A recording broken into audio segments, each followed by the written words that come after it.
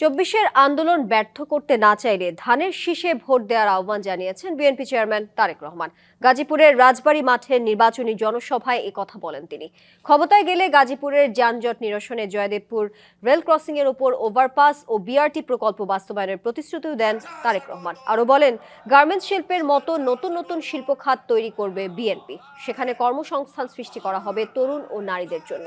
শ্রমিকদের জন্য স্বল্প মূল্যে আবাসনের ব্যবস্থার কথাও বলেন তিনি। নির্বাচনের সময় কেউ যাতে ভোট কেন্দ্র দখল না করতে পারে সেজন্য সজাগ দৃষ্টি রাখার কথা জানান বিএনপি চেয়ারম্যান। এই জন্য ভোট কেন্দ্র পাহারা দিতে নেতাকর্মীদের প্রতি আহ্বান জানান। আজকে যদি আমাদের নেত্রী জীবিত থাকতেন, সশরীরে শুভেচ্ছা স্বাগত।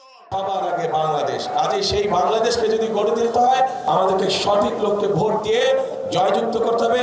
আমাদেরকে সতর্ক থাকতে হবে, যেই অধিকার আদায় করার জন্য হাজার হাজার মানুষ জীবন দিয়েছে সেই অধিকার যাতে ষড়যন্ত্র করে আর কেউ ছিনিয়ে নিতে পারে না।